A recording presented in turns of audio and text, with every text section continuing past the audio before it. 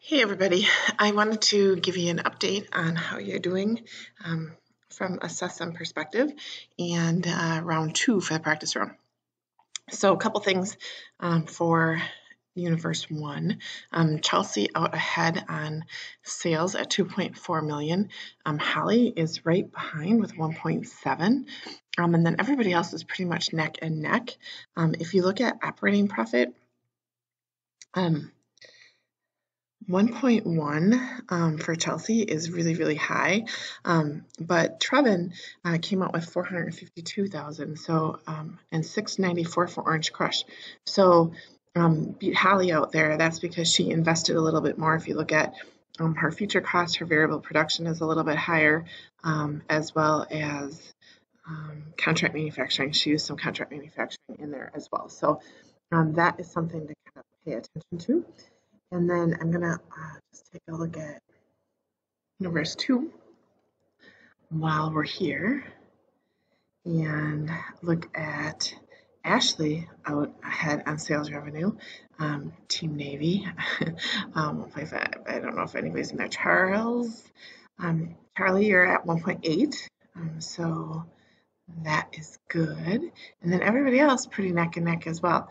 So if we look at Ashley at 989, Charlie at 606 for profit, and Kelly with a really strong profit of 543. Again, cutting back on the spending, not as much sales, but definitely cutting back on the spending. And sometimes you have to do that in order to manage your profit. I'm going to take a quick look at market reports and get Universe 1 first. So Universe 1 market reports, taking a look at market share. And market share is actually pretty reasonably distributed here. I think there's some have more sales, but the market share is pretty even. And I think something to consider is Sean and Chelsea took a chance on Tech 2, so that probably helped Chelsea's numbers. I know Chelsea had some good, strong numbers, but then Holly's got a real good, strong hold on Tech 1. So if we look at social responsibility by team, you can kind of see that, which sometimes has an impact in your sales. But I'm also going to just take a look at prices. So Sean, if you bring down that Tech 2 price for US, that's going to help with your sales for sure. Caitlin, your price is probably a little too low on your Tech 1. So I would, for the US, I definitely bring that up a little bit more. So that you're actually making some profit and some revenue, because you want to be able to balance that. Cheap is one thing, but you need to kind of be close to where everybody else is at. I think 2,000 is probably a really good range here for Asia.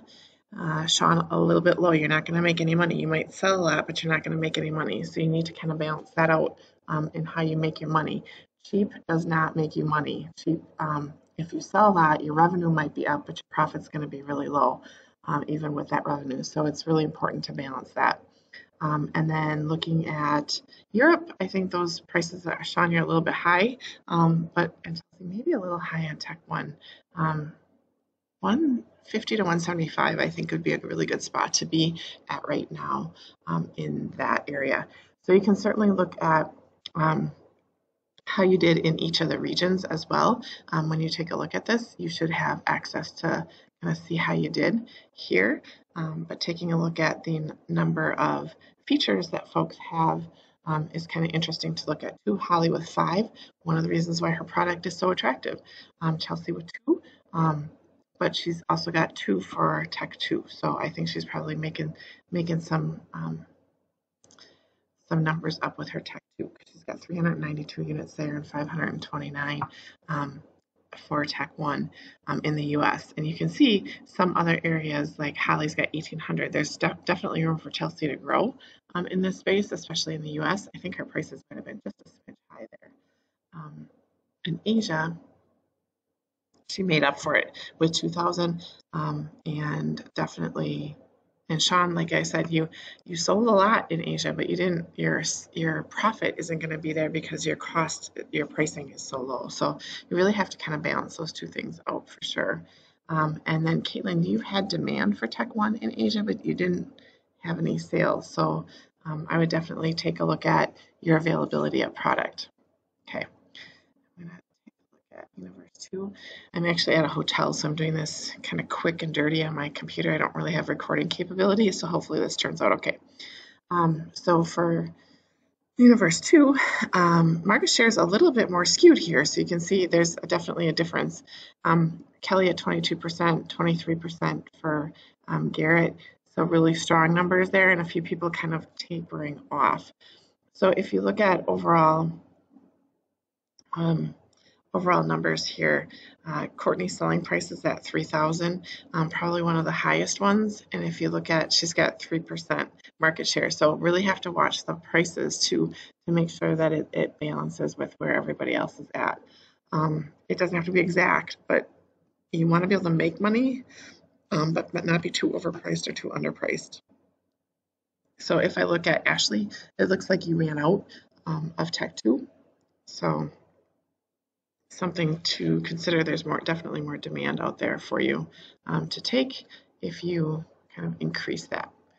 Global market share, let's look at overall global market share. It was on the US, I didn't realize. So Ashley at 19% overall market share. Garrett at 14%, Charlie at 16%. So good, strong numbers, but Courtney, yeah, real low there. And I think it's partly due to pricing. So you can kind of see your product prices in relationship for all three of the areas here. I was on the wrong screen before, I apologize. So Kelly, a little high with your Tech 2, so I'll bring that back in line. And then Ashley, you guys are kind of in that ballpark. 250, I'm thinking like 280 is a really good price right now, 275 for Tech 1 in the US. In Asia, anything 2,000 and a little bit north of that is good for Tech 1. And then I really like the 175 range for Europe for Tech 1 so that you can balance your profit and your sales. Cheaper isn't always better unless you have the Walmart model. And if you want to be a cheap Walmart product, then you're not probably going to make very much in profit. Which was not a slam. It's just you have to sell a lot more in order to make that work. It probably sounded like a slam. But again, I'm at a hotel, so give me a little break. All right, Universe 1, utilization 100%. So you guys are running out of product. Definitely why you want to look at how many facilities that you have and possibly increase that in the regular round. So that's something definitely to consider there, as well as Universe 2, a lot of 100%. So you're going to want to make sure that knowing that by round 2 you're already running out of capacity. It takes 2 rounds to build your facilities, so that's something definitely to consider. I'm just going to go over, and I just want to make sure I show you guys something. If you did not do one of your practice rounds and you're trying to get in to do it, I'm just going to pick Courtney. Go over to your decision checklist, and on your decision checklist page, you can switch your rounds. So if it's not letting you submit, that's where you would go and submit your rounds there, okay? And then don't forget, like once you submit your decisions, that you hit copy. That's one of the most important things. I will be having class Tuesday night if you want to stop in at 5:30 and join us. We have a very full class, but there's still a few desks available. If you have some questions on this week, please feel free to stop in and ask me questions. I love it when you do. So, plus I have open, my office hours are Mondays and Thursdays as well. So, and if that doesn't work, arrange a time with me. Okay? Have a great week.